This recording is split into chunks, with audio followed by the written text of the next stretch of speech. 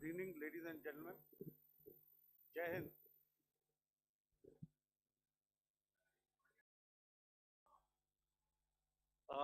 Welcome to this special press conference on Operation Sendoor.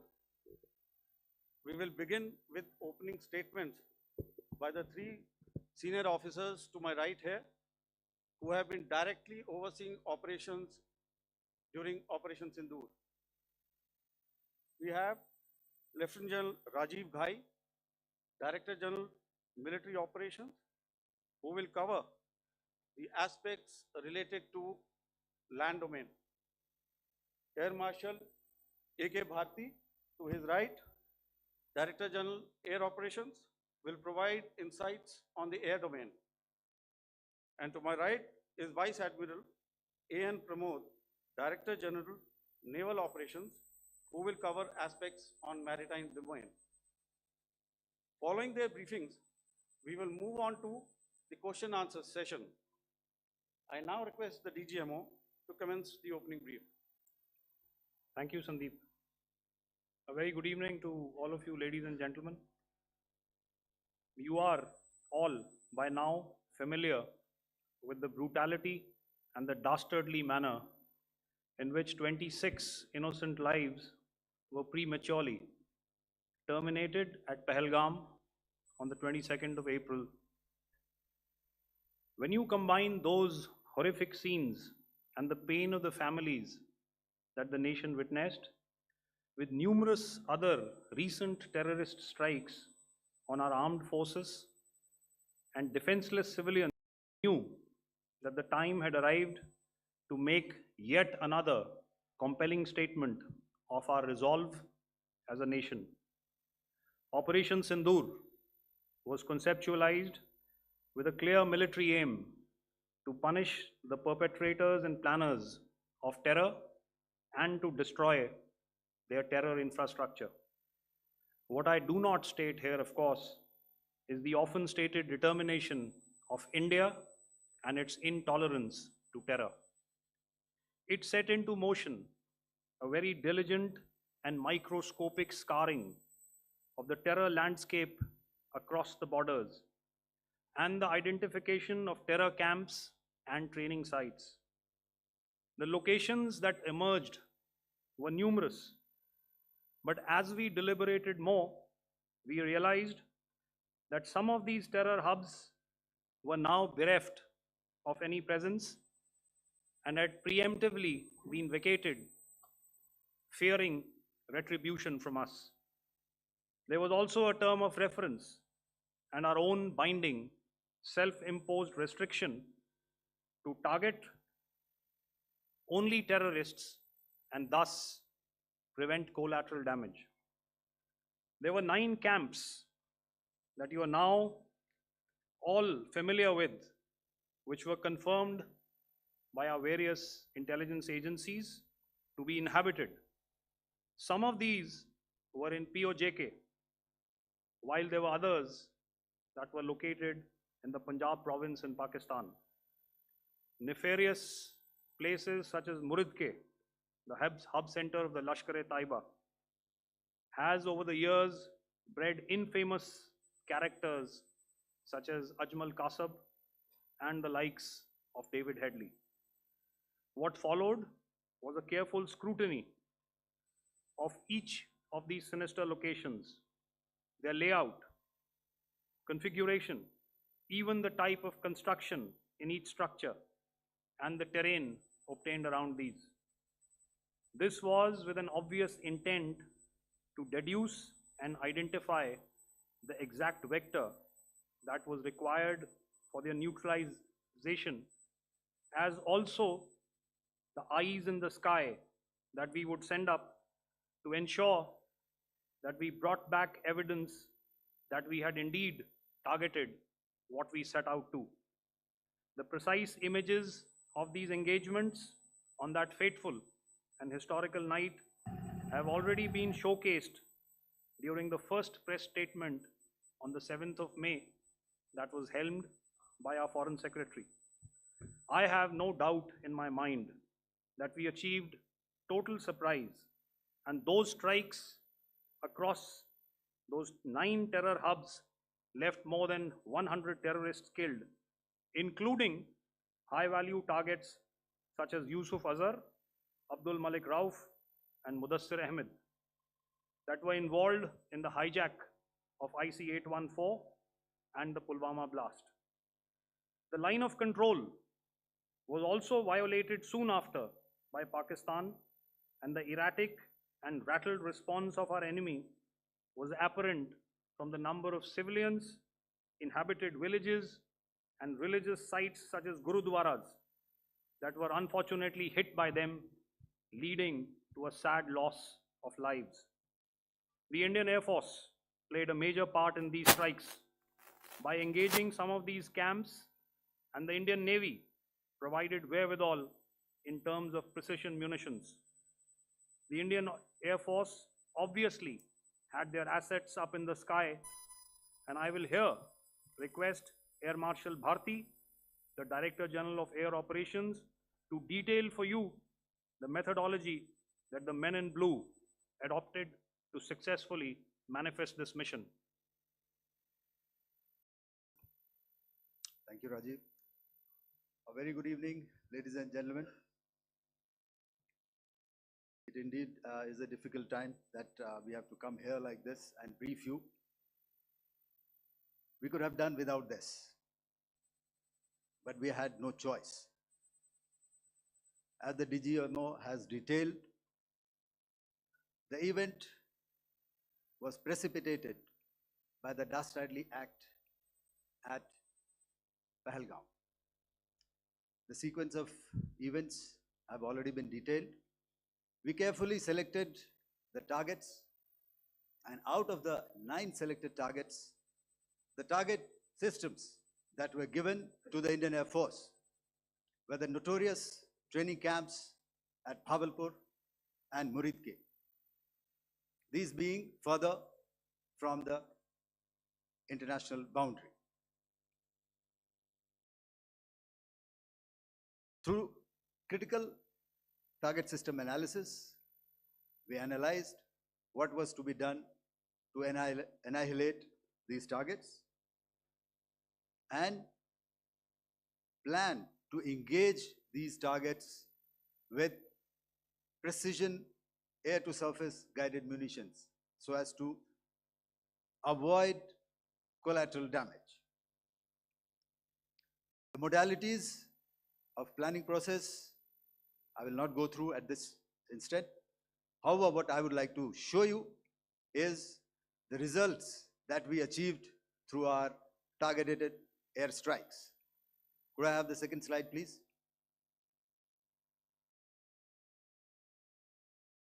Yeah, change, please.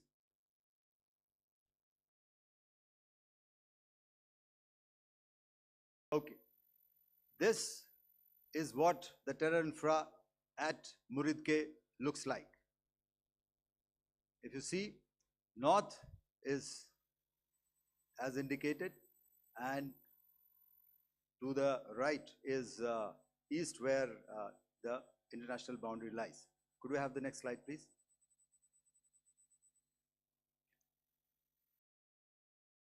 Orientating. Just go back to one slide.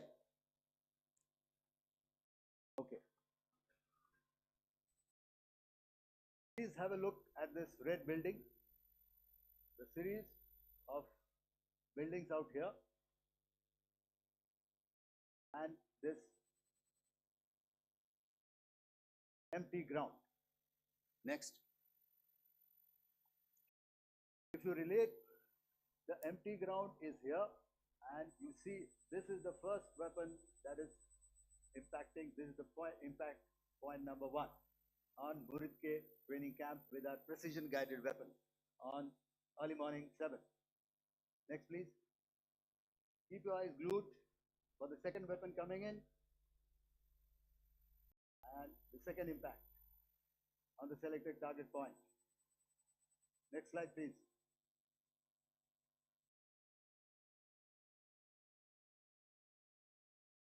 Third weapon, third impact.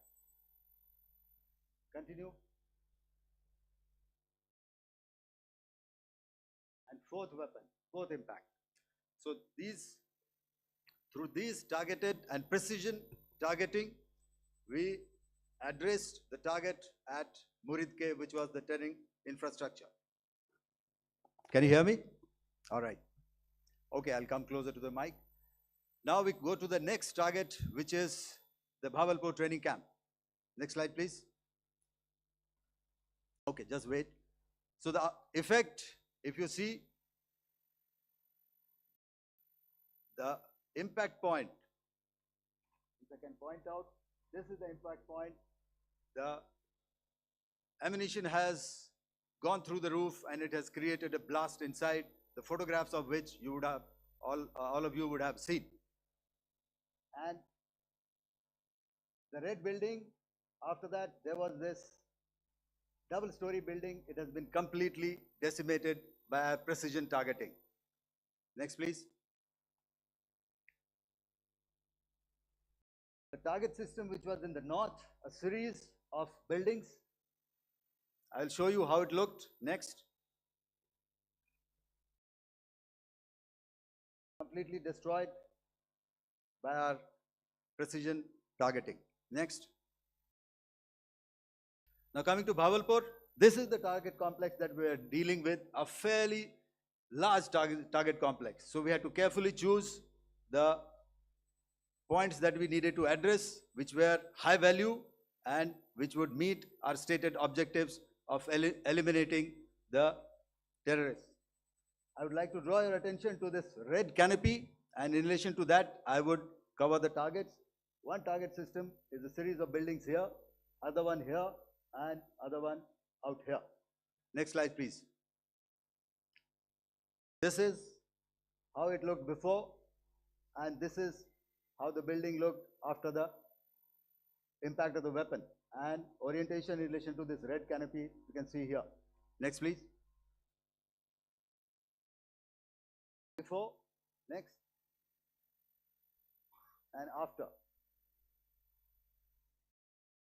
The roofs have completely collapsed. Next. This is the target system. Next. Precision targeting, and we have achieved our objectives here. Next. All right. So that was what we did on the 7th. Our objective was to address these two terrorist camps, and that we did with precision. And thereafter, we maintained a robust air defense posture, because remember, our objective was to target the terrorist and terrorist infrastructure, not any other infrastructure, not the Pakistani military, not the Pakistani any other infrastructure. So that is what we have maintained on the 7th of May. However, what we saw in the evening of 7th of May, we were saturated with a raid of Pakistani unmanned aerial vehicles and small drones. And these came in waves in our civilian areas, over our military installations, and all of them were successfully intercepted. Few of them did manage to land. However, there was not much damage that they did. And we have our robust counter-US hard kill and soft kill systems which did the job. However, the difference here was that we had targeted the terrorists. The adversary now has targeted our civilians and the military infrastructure. So it had to be responded to. So In a quick and calibrated response, that very night, we struck their radar installations at Lahore and close to Gujranwala, the LYT installation, to indicate to him that we are ready, yet we do not want to escalate. Our fight was with the terrorists and not with the Pakistani military establishment. Thank you.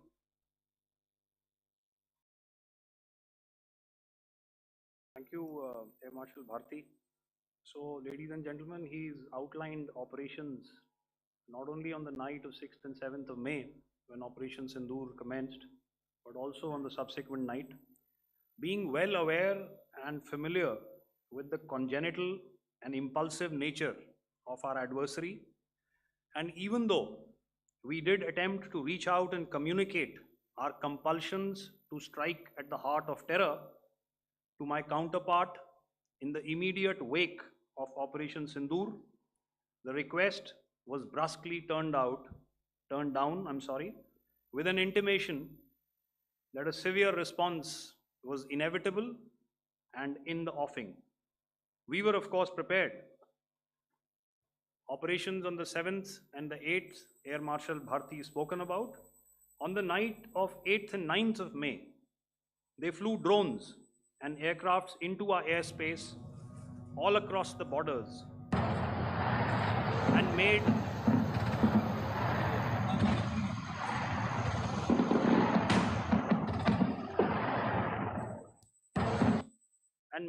largely unsuccessful attempts to target numerous military infrastructure.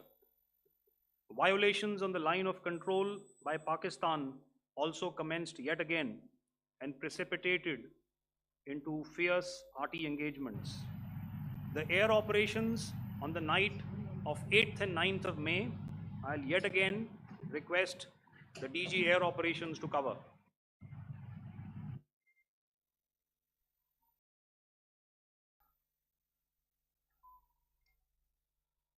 So I just covered what happened on the night of 7th and 8th.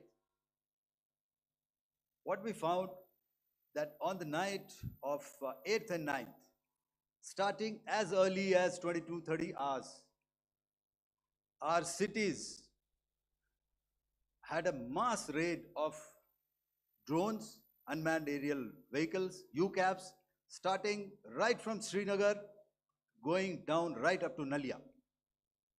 It was a mass raid in waves, and it was relentless. However, we were prepared, and our air defense preparedness ensured that there is no damage on ground or to any of the intended targets that the enemy might have planned for. The difference between 7th night and 8th night was that on 7th night, he sent in his Yeha class of UAVs. However, these UAVs can go some distance, they are armed. However, on the 8th, less numbers of armed UCAVs were there or UAVs were there, and more numbers of quadcopters, maybe for surveillance or just for harassment of civilians. This continued till midnight. Our air defense preparedness ensured that there was no damage on the ground, either to the military installations or to the civilians. However, the enemy had yet again shown that he wanted to up the ante and he wanted a fight, and we were up to the task. In a measured and calibrated response, we once again targeted his military installations, which included his SAM sites at Malirkant. This also included his surveillance radar sites at Lahore and close to Gujranwala. These were suitably addressed, and thereafter his drone attacks continued even till morning, which we countered, and during the daytime there was some respite. Here I would like to bring out another aspect. What we found was that while the drone attacks were being launched from somewhere close to Lahore, enemy had allowed his civilian aircraft to also continue to fly out of Lahore. Not only his own aircraft, but international passenger aircraft, which is quite insensitive, and we had to exercise extreme caution, even at the cost of some tactical disadvantage, to ensure that there is no damage to any of the civilian aircraft. And this was also brought out in our press briefing during the day. So I will now hand over to my colleague to cover the events of 9th onwards. On land, we also undertook certain measures such as deployment of air defense and electronic warfare assets to establish an integrated grid with the Indian Air Force, and I have seen and heard some of you wax eloquent about the benefits of such an architecture when it comes to negating and combating air intrusions. We also carried out deployment to include movement of our forces in the land, sea, and air domains. The night of the 9th and the 10th of May saw similar intrusions by drones and aircrafts, and this time there was a concerted effort to target airfields and some very, very important logistic installations, albeit yet again unsuccessful and denied gallantly and efficiently, I must say, by the integrated Indian Air Force and Indian Army Air Defense. We further strengthened our deployment and also initiated some pressure points to send a very clear and unambiguous message to the other side to desist from any misadventures on land. Some of the airfields and dumps saw repeated attacks in waves from the air. All were thwarted. The Pakistan Army has reported to have lost approximately 35 to 40 personnel in artillery and small arms firing on the line of control between the 7th and the 10th of May. What the other side had probably also not reckoned with was the speedy and precise turnaround and hit back by the Indian Air Force. And I will yet again ask Air Marshal Bharti to speak about these significant and game-changing strikes. I will thereafter request Vice Admiral Pramod, my colleague and Director General of Naval Operations, to tell us about some very telling naval maneuvers in the Arabian Sea that exerted pressure on the night of 9th and 10th of May. Over to you, sir. Commencing about 2000 hours, that is 8 p.m. local time, on 8th of May, several Pakistani unmanned aerial systems, drones, combat vehicles attacked multiple IF bases. These included Jammu, Udhampur, Pathankot, Amritsar, Bhatinda, Nal, Dalhousie, Thois, Jaisalmer, Uttarlai, Falodi, Nalia. These were almost simultaneous and they came in waves. All our AD guns and other systems were waiting for them. All these waves were neutralized by our trained crew using the air defense systems that they have, and also some of them were utilized using our legacy systems like Pechoras and IF Summer, which we have recently acquired, and some were neutralized by the Garud snipers. There was no damage on ground from these incursions and these mass raids, if I could call them, from the Pakistani side. However, following these relentless attacks on our air bases, on our forward positions, and on our civilian targets, this was time to convey some message to our adversaries. And therefore, a decision was taken to strike where it would hurt. And towards that in a swift, coordinated, calibrated attack, we struck these air bases, command centers, military infrastructure, air defense systems across the entire Western Front. The bases we struck include Chaklala, Rafiki, and mind you, Chaklala is Islamabad. Rahim Yar Khan, Sakar, sending a clear message that aggression will not be tolerated. This was followed by strikes at Sargoda, Bholari, Jacobabad. We also struck the C2 centers at Murid, the UAE complex at Murid, Rafiki, radar at Chunia, which I will show you, Rahim Yar Khan airfield, and the unmanned combat aerial vehicle hangar at Sakar.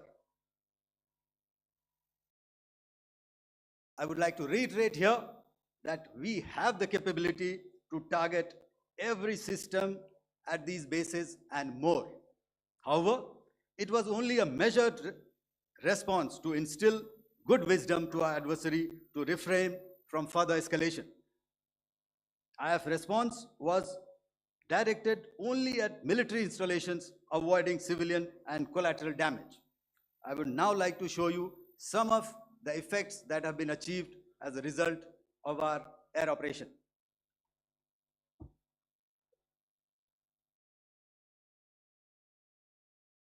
Here is the Pasroor air defense system, if you could see. Zoomed up view, this is the radar mounted on a high tower. And after the strike,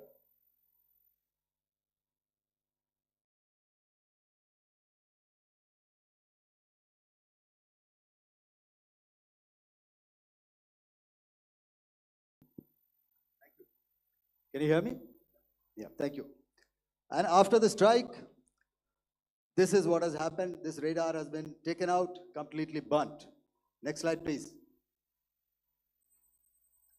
The Chunia air defense radar, which was taken out on 7th and 8th. This is the radar site. A blown up photograph, once again, on a tower.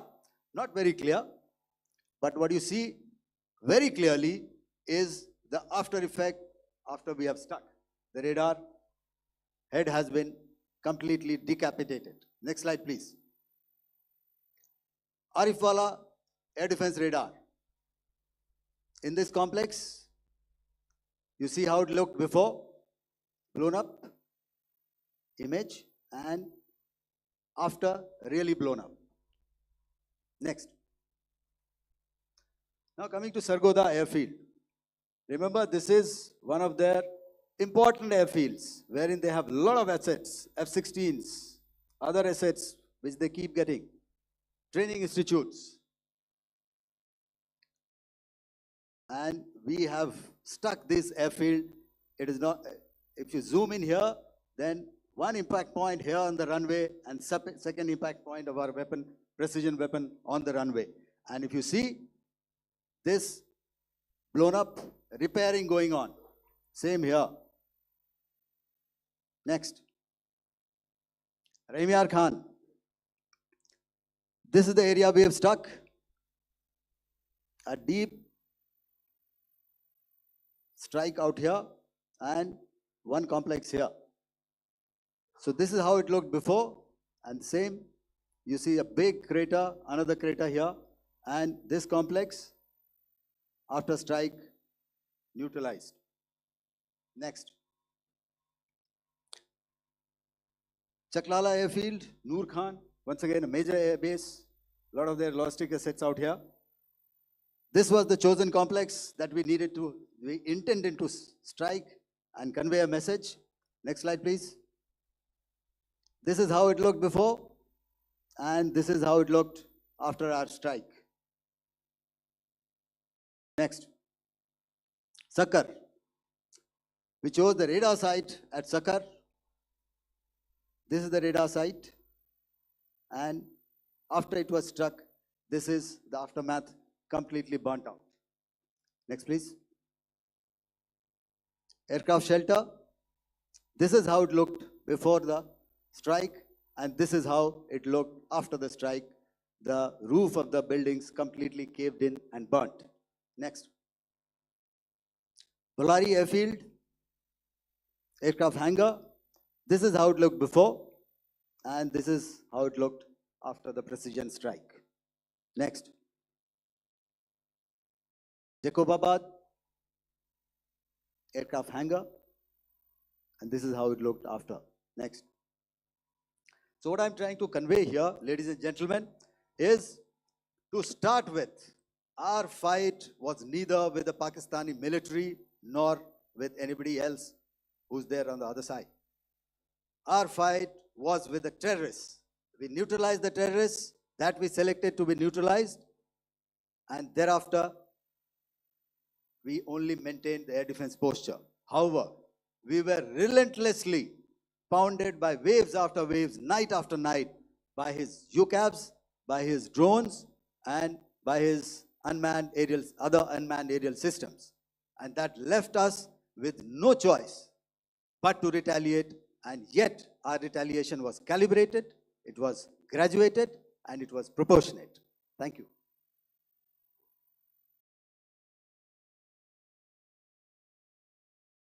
Good evening, ladies and gentlemen.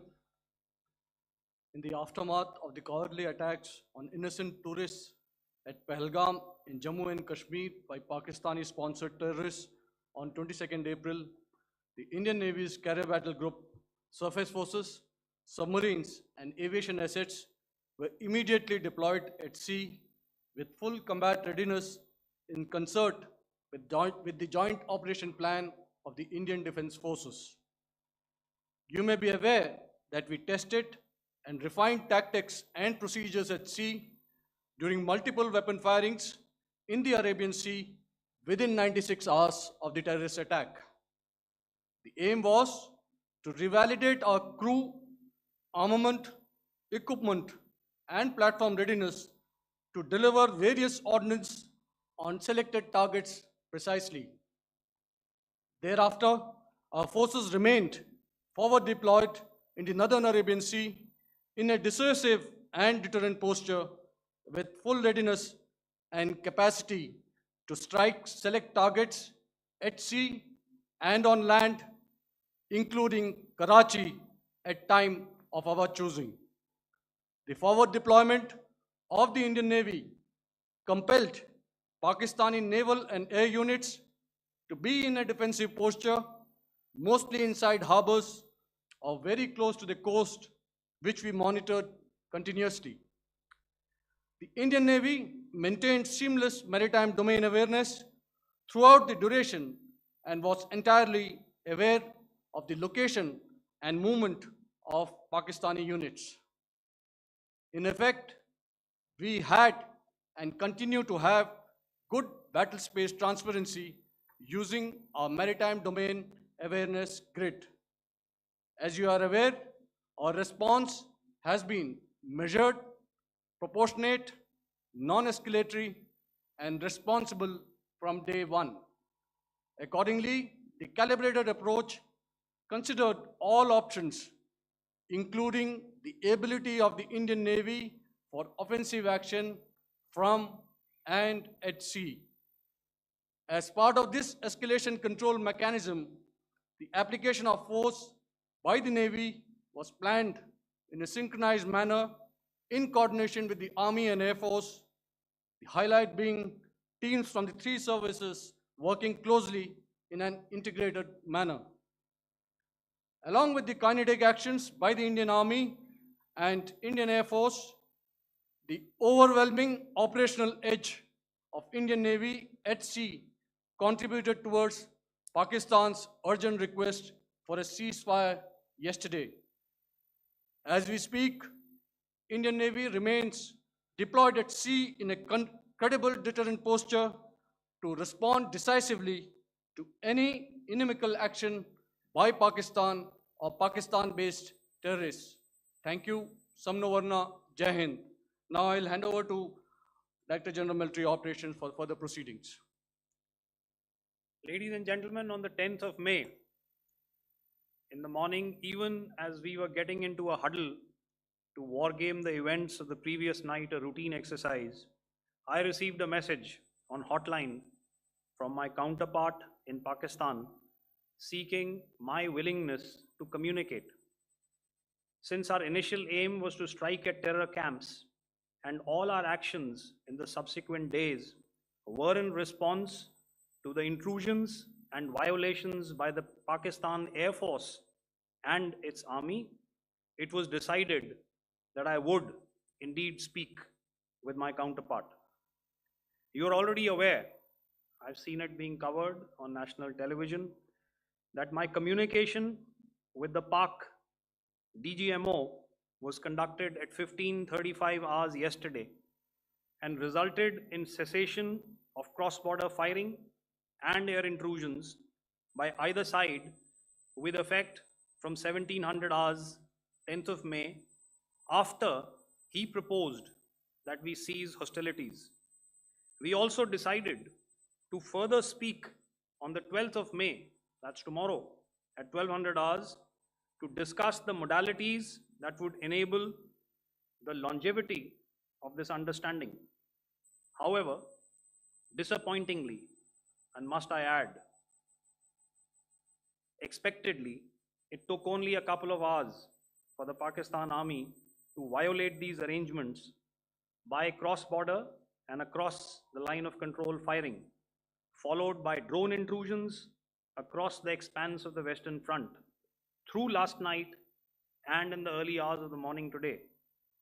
These violations were responded to robustly and dealt with as they must be. We have earlier today sent another hotline message to my counterpart highlighting these violations of the understanding between the DGMOs on the 10th of May and our firm and clear intent to respond to these fiercely and punitively, if repeated tonight, subsequently, or later. In this regard, I must inform all of you that the Chief of Army Staff has earlier today conducted a security review and has granted full authority to our Army commanders for counter actions in the kinetic domain in case of any violation by Pakistan. In the end, I pay my solemn homage to my 5 fallen colleagues and brothers from the armed forces and civilians who have tragically lost their lives in Operation Sendoor. Our hearts go out to the bereaved families, and we express our solidarity to them in this lifetime and beyond, at this grave juncture in their lives. Their sacrifices shall always be remembered and spoken of in glowing terms by a grateful nation. We have thus far, ladies and gentlemen, exercised, and my colleague Pramod highlighted this, immense restraint, and our actions have been focused, measured, and non-escalatory. However, any threat to the sovereignty, territorial integrity, and safety of our citizens will be met with decisive force. Jai Hind. Okay, ladies and gentlemen, we are now open for questions. All right, now since I would not know all of you, I would expect you to please raise the placard or your hand, and once I indicate, I expect you to please give out your name and the media group that you belong to. Keep your questions short so that we can take as many questions as possible. Also, ladies and gentlemen, kindly bear in mind that confidential aspects may not be answered by the 3 DGMOs. Right. I got a lot of hands here. Let me start from the left. Left foot always in front when we start marching. So here we have to the left, okay, yeah, 238.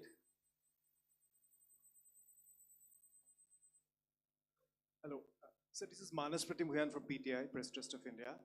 So the understanding that was reached yesterday on stopping the military operations and actions, was it for just 3 days?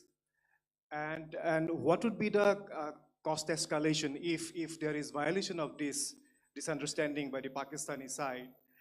And my subsequent question would be that we have a kind of ceasefire agreement with Pakistan that was finalized in 2003.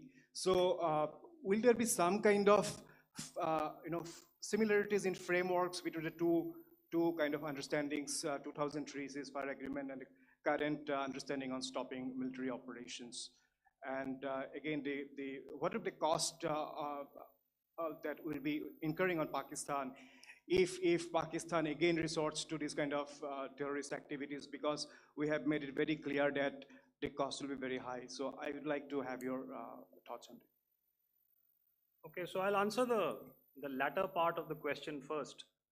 I also want to add that while the initial ceasefire agreement, as you correctly pointed out, is of the 2003 vintage, but I must remind you that in 2021, in the month of February, and this was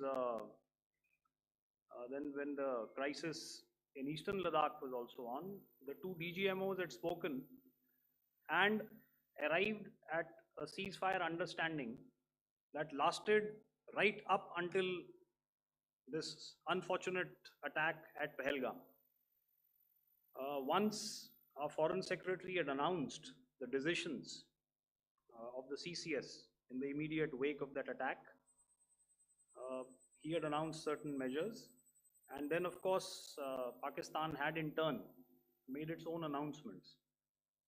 Since then, there have been certain violations of this ceasefire understanding, and of course after the 7th of May, like I pointed out during my statement, that there have been numerous violations on the line of control especially, and of course along the international boundary by the Pakistan Army and the Pakistan Air Force.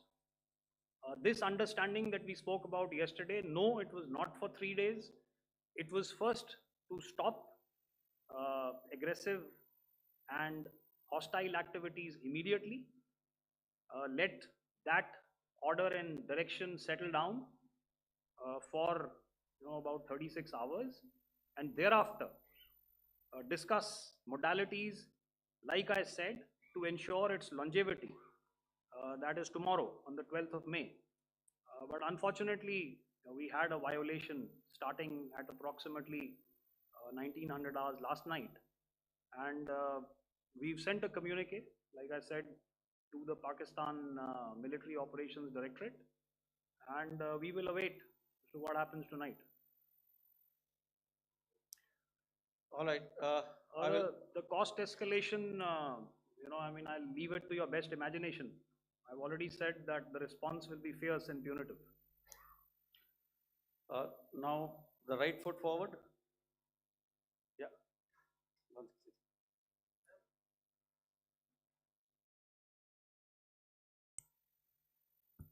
Sir, I'm Ajit Dubey from ANI, sir. Sir, my question is that you talked about the loss of lives to the Pakistan army, that was around 35 to 40 kills secured by the Indian army. Sir, can you tell us what would be the total loss of life to the Pakistan army in both army and air force attacks, sir? And how we have made good achievements in this entire operation. Can we say that we have emerged victorious, or we have a big upper hand over the Pakistanis in this entire conflict? Thank you very much, sir. So I'll answer the question about the loss of lives on the other side. Of course, there are various means to ascertain that number. There is information from various agencies that come in. There are, of course, on the line of control, other ways to find out as to what has been the effect of what you are doing there in ceasefire violations. So therefore, I mentioned 35 to 40 on the line of control, and please remember that once Operation Sindoor was launched, the responses of the Pakistan Army were also on Indian Army or the Indian Armed Forces infrastructure. Let me put it that way. So that's why I did not cover casualties of the Pakistan Army, at least in the initial phases of battle, because those were not our targets. Our targets were terror oriented. And of course, later, once they launched air intrusions and air operations on our infrastructure, we've used heavier weapons, and of course, there would have been casualties, but those are still being assessed. The effects of the weapons that you mentioned, I will request Air Marshal Bharti to apprise all of you about those. Good evening, Mr. Ajit. How are you? Ajit, okay, you're meeting after some time. I never mentioned about any of the weapons that we used. Okay. What I was saying, that I never mentioned of any of the weapons, the caliber that we used. All right, so we'll leave it at that. Those are matters of operational details which I would not like to go into. But suffice to say that whatever methods and whatever means we have chosen, it had the desired effects on the enemy targets. How many casualties? How many injuries? Well, to start with, our aim was not to inflict casualties, but in case there have been, it is for them to count. Our job is to hit the target, not to count the body bags. And the last part of your question, I wonder if you read out the tweet on ADG PI at midnight once we'd done what we had to in Operation Sindoor. And that's credit to my friend here on the left. Justice has been served, Ajit. That is all that I will say. Ajit, I'll request you to, refrain putting words into his mouth. All right. Yeah, I'll come back to the left. 147. Sorry, 47. No, 47. Did I see it here or? Yeah. Good evening, I saw it there. gentlemen. Sorry, 147. I saw it there. Sorry. Yeah. Since I've already said 147. Start, please. Hi, sir. Good evening. This is Shivam Patel from Reuters News Agency. Thank you for giving me the opportunity. My question, sir, is how many military targets did Indian Armed Forces strike in Pakistan in response to the attacks from Pakistan? How were these targets selected? And how many troop casualties have been there in total on both sides, if you give details? Thank you. I'm sorry, where are you? I haven't spotted his. His to the right. Okay. Can you just repeat that for me, please? Sure, sir. So my name is Shivam Patel. I'm from Reuters News Agency. My question is, how many military targets in total did the Indian Armed Forces strike in Pakistan in response to the attack from Pakistan? How were these targets selected? And how many troop casualties have been there on both sides, if you can? So you're speaking of the targets that I mentioned in the wake of the attack at Pahalgam, right?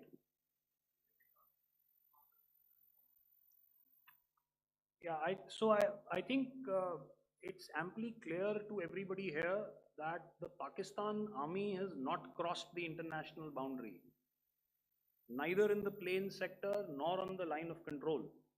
So the intrusions have been in the air. There have been certain attempts on the line of control when ceasefire violations have been on to try and infiltrate and carry out and perpetrate activities that we are all very well familiar with. Whether these are by terrorists or by the Pakistan Army or its special forces and commandos is difficult to say, but each of these have been effectively thwarted. So therefore, as far as engagements of military targets on the other side is concerned, I thought Air Marshal Bharti covered those very well and, in detail. And he also mentioned as to how they went about targeting those. I think those images were very clear and very, very graphic in telling us as to what we needed to hit. And you'll remember right at the outset, I said that we even went into what was the construction in each of these locations, and therefore decided on the vector that had to be utilized. Please. Okay, if I could add to what the DGMO has said, I have already detailed the targets. Now, whether it is X numbers or Y numbers is that is immaterial. And what damage have we inflicted? You have seen. What are the casualties on the other side? As I said, that is for them to count. As far as we are concerned, from the air defense side, if they had a choice, they would have definitely come in. They're fighters, there are more numbers of UCAVs. It is not that they did not intend to come in. It is only that our robust AD posture prevented them from coming in. So that must be known, and that must be realized by all the audience here. Yeah, I'll come to the left now, 24.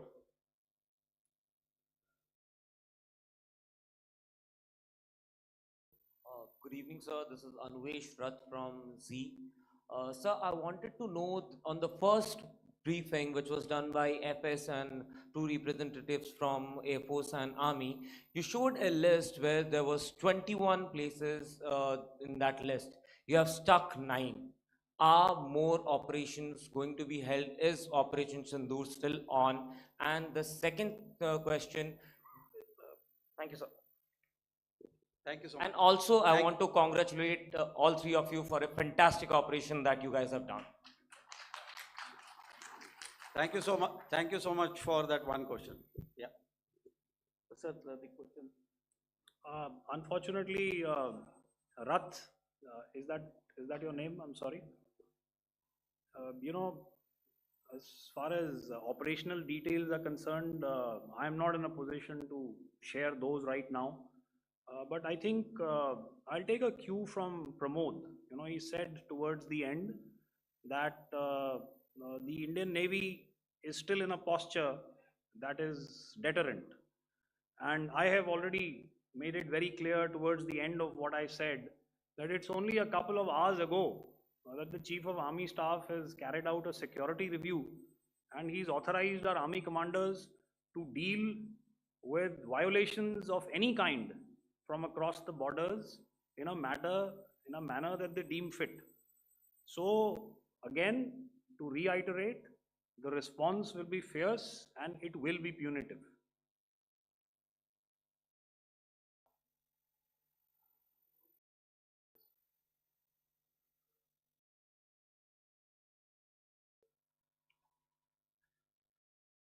I'll go back this side now. Yeah, 255. She said middle wale kya karenge? So 255. Oh, sorry. Good evening, sir. I'm Shailesh from National Defense. Please allow me, first of all, to pay my gratitude for protecting us Indians. Thank you very much. Sir, since the enemy has been talking about taking down our aerial platforms, it would be deemed fit in case we can reveal that we have taken down their fighter jets. What could be the number? Though you said that they may be not good to reveal the platforms, but since this has come from various quarters in Pakistan, so I believe that we need to answer, in case if you can, sir, if you may allow. The question is for me? Yes, sir. Okay, and if I get it right, you want to know how many of their planes we have downed? Yes, sir. Yes, sir. All right. See, as I said, their planes were prevented from coming inside our border. All right. So we do not have the wreckage with us, but definitely we have downed a few planes. Numbers, we would not like to hazard a guess out here. Okay. I have the numbers, okay, and we are getting into the technical details of it to establish it. So I would not like to put a figure at this time, but definitely there are losses from their side which we have inflicted. Were Ma'am, they, please don't ask. were they fourth generation plus, sir? No, See, sir, you're putting words into my mouth. Why do Sir, you say fourth generation? Let us make it high tech. Thank you so much, sir. all Thank right. Yeah, 163.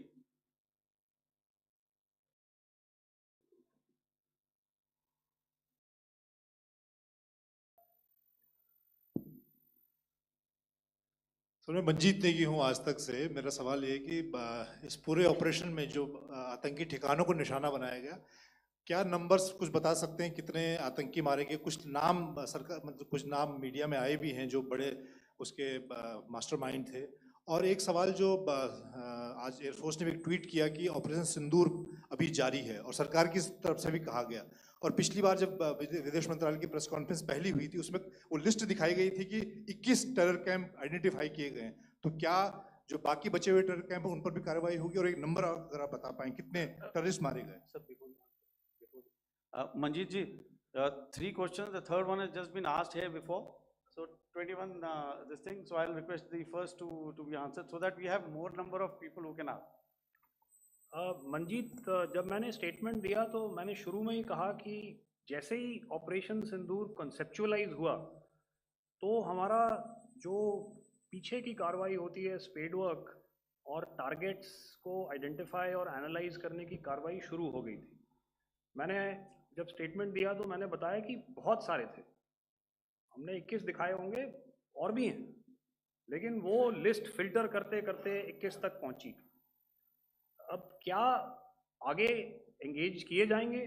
अगर ज़रूरत पड़ेगी तो ज़रूर engage किए जाएंगे, लेकिन मैंने बताया कि इस समय जो इंट एजेंसीज ने हमें बताया कि फलाने कैंप में प्रेजेंस है, हमने उनको एंगेज किया। कुछ नाम मैंने लिए, कुछ नाम अभी पुख्ता किए जा रहे हैं।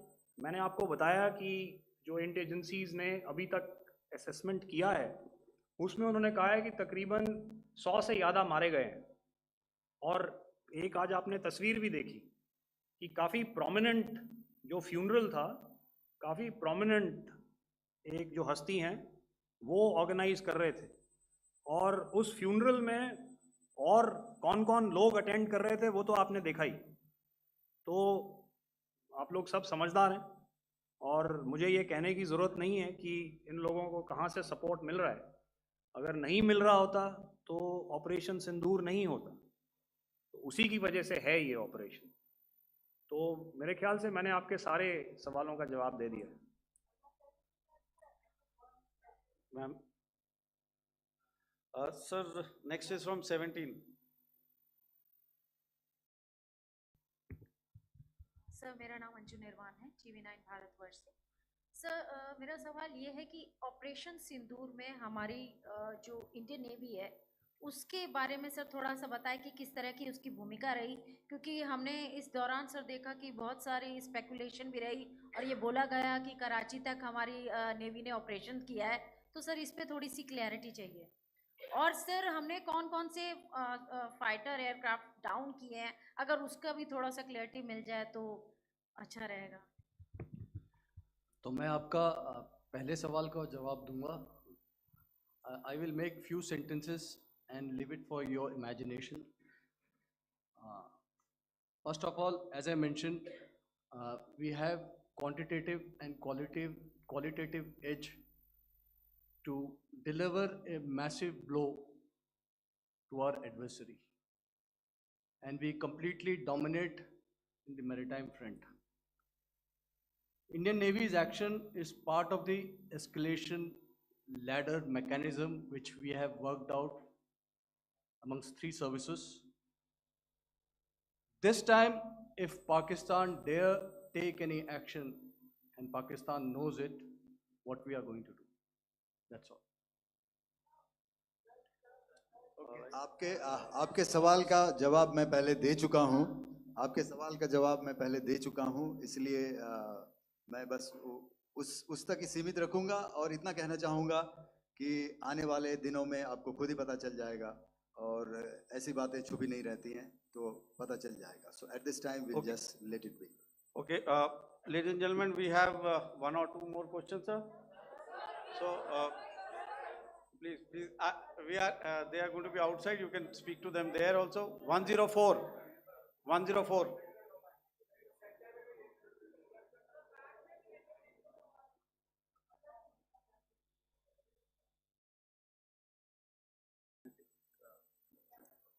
Yeah, ask. Sir, Dinaka with the Hindu newspaper. Are you surprised that you got this question? No, sir. Just look. Sir, can you give a number of assets we lost, because there's been a lot of speculation going on, international media writing a lot of things about our platforms, including Rafales. I mean, Pakistan claiming that Rafale has been downed, etc. Can you put that question to rest and clarify on that? I guess that question is for me. All right, I'm happy that you've asked this question. You know, we are in a combat scenario and losses are a part of combat. The question that you must ask us, okay, and indeed that we must ask ourselves, you inclusive, is have we achieved our objectives? Have we achieved our objective of decimating that terrorist camp? And the answer is a thumping yes. And the results are for the whole world to see. As for the details, what could have been, how many numbers, which platform did we lose? You know, at this time, I would not like to comment on that because we are still in a combat situation. And if I comment on anything, it will only be advantage adversary. So we don't want to give him any advantage at this stage. All I can say is that we have achieved our objectives that we selected and all our pilots are back home. Thank you. Okay, hold, please don't, please be civil here. So we'll have 220 now. Hello sir, this is Anita Chaudhary sir from Swadesh newspaper. मेरा सवाल है, क्योंकि ये हमारे जो पहले जो action रहा वो आतंकवाद के खिलाफ रहा, तो आतंकवाद में अजहर मसूद की तरफ से एक बयान जारी किया गया था जिसमें उन्होंने कहा कि हम इसका बदला लेंगे और जाज रुलाएंगे. तो क्या अगला, अगर खुदा न खास्ता अगला टेरर अटैक किसी भी तरह का होता है तो क्या उसे एक्ट ऑफ वॉर में हमारी तरफ से लिया जाएगा और उसका क्या माकूल जवाब दिया जा सकता है? मेरा इसमें सिर्फ एक ही जवाब है आपके लिए कि हमने अपनी कार्रवाई करी.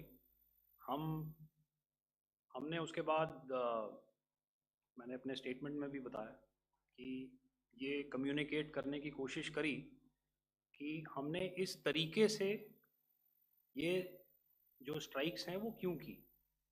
लेकिन जो हमारा एडवर्सरी है उसने जैसे मुनासिब समझा वो कार्रवाई करी. तो आपने देखा कि ये जो एक्टिविटीज़ चल रही हैं 3-4 दिन से, ये कोई वॉर से कम नहीं है. नॉर्मल सर्कमस्टांसेस में एक दूसरे देश की एयरफोर्सेस हवा में नहीं उड़ती हैं और एक दूसरे के ऊपर स्ट्राइक्स नहीं करती हैं. हर रात इंट्रूजन्स नहीं होते हैं. लाइन ऑफ कंट्रोल पर सीज फायर वायोलेशंस, आपके एक साथी ने सवाल पूछा था शुरू में, एक सीज फायर अंडरस्टैंडिंग था, वो भी जा चुका है. उस सीज फायर अंडरस्टैंडिंग के जाते जो फायरिंग हो रही है लाइन ऑफ कंट्रोल में, उसमें घुसपैठ की कोशिश हो रही है. आमतौर पर ये घुसपैठ लाइन ऑफ कंट्रोल में टेररिस्ट करते हैं, लेकिन हमें इंफॉर्मेशन है कि हो सकता है ये पाकिस्तान आर्मी की टोलियां भी हों जो हमारे पोस्ट के ऊपर खामी पहुंचाने की कोशिश कर रही हैं. तो ये सारी एक्टिविटीज़ तो वॉर में शामिल हैं. तो ये कहना मुश्किल है कि आगे क्या होगा, वो स्पेक्यूलेटिव जोन में आ जाता है और मैं स्पेक्यूलेट नहीं करना चाहता. हर एक सिचुएशन अलग होती है और उससे एक तरीके से डील किया जाता है. सर मैं एक सवाल इसका मैं जवाब देना चाहता हूँ. 1 मिनट. सो जो हम जो military होता है, our main job is to prevent war and maintain peace and stability. So it is not that our response is a graded response. That means अगर किसी ने किया तो उसको graded उसमें किया, जैसे terrorist action हुआ तो what we did is a terrorist action and then we destroyed all the terrorist camps.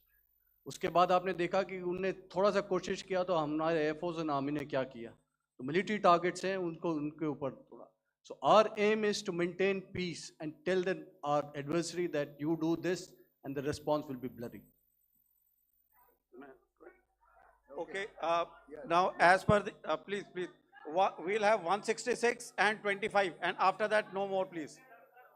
Sir, this side. Ladies Excuse and me, sir. gentlemen, please Sir. maintain, Sir, I this request side, you to sir. please be quiet. Jal Ghai? No. This side, sir. We have only two Sir, questions left, 166. Yeah, please start. So I'm Rahul Singh from Hindustan Times, sir. So, so you were totally on top of the game in the kind of losses you've inflicted on the enemy. I mean, we saw the slides and everything. So it kind of comes across that you were batting it 99 and you decided to declare your innings. What are your thoughts on that, sir? And do you think, are you weighing the option of the Pakistan army using this time, buying this time of the so-called ceasefire, or the understanding? And you talked about how they could not be trusted. So buying time to kind of build up their war reserves, getting stuff from their friends, like Turkey or China, are we considering that possibility, sir? Look, see, the call came from the Pakistani side to speak about cessation of hostilities. What pauses mean during such conflicts is known to everybody. You know, I don't want to go into the pros and cons of how preparation for war is made. You know, that is a process in itself.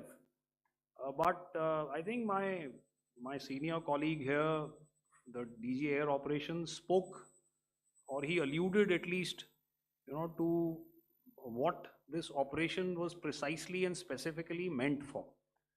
And I think that's something that we achieved, you know, right at the outset.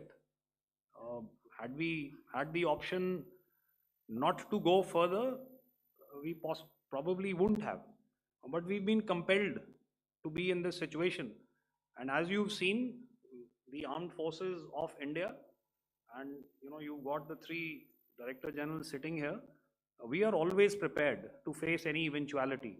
And like I said, that's for the sovereignty, the territorial integrity, and the safety of our citizens. So whatever has to be done will be done. You know, I'm not so concerned about what Pakistan will do in this time. I'm only concerned about what we will do. We have a roadmap and a plan, and we will follow it diligently, and we will follow it to the T. You know, that's the contention that I want to make here today. Ma'am, please. Okay, the last question, and ma'am, 25, she has been she's been asking since Sir, the first one. Sir, I'm Nandita. Sir, She's not asking a question. Sir, I'm Nandita Dagar, DAGAR from DD News and DD India. Sir, I wanted to ask you that my question is to General Ghai. Sir, you spoke to your counterpart yesterday and the Pakistani counterpart. Sir, what is the Indian Army's assessment that despite that agreement, that talk that you had, despite that agreement coming into effect at 1700 hours yesterday, why did they violate it? And number two, yesterday at the joint Defense Ministry and Foreign Ministry briefing, Wing Commander Vyomika Singh and Colonel Sophia Qureshi had told us that we have cited the Pakistani troops amassing at the borders and at the LOC. Sir, has that situation changed? Have they withdrawn? And sir, if in case, despite now there is a lull, of course, but if tonight again, the enemy again carries out shelling and aerial intrusions through drones, what is going to be our response, sir? Thank you. So without outlining the specifics of that response, I've already made it clear that there will be a response and it will be fierce and it will be punitive. Why the Pakistan army chose the option of violating the understanding that was arrived at earlier yesterday, I think that's a question that we best answered by the Pakistan DGMO. I wouldn't be able to, give you that. But, in situations such as these, and if you go back into any conflict, sometimes these understandings take time, to fructify and manifest on ground. But without, getting into the reasons, it is our mandate to be prepared at all times, and that we were. It's not as if because there was an understanding we weren't prepared. I must tell you that the armed forces were on a very, very high alert, and they continue to be in that state even as we speak. Oh, all right. Ladies and gentlemen, please, ma'am, please. Okay, thank you so much for coming today. Those who have missed asking a question, those who have missed, see, I knew I'll grab this attention from you like this. Those who have missed the opportunity to ask a question can give me a written one. I will definitely get back to you with that. And also, they are they are invited for a cup of tea in my office day after tomorrow. Thank you, ladies and gentlemen, for coming. Thank you. Thank you very much. Jai Hind. Jai Hind.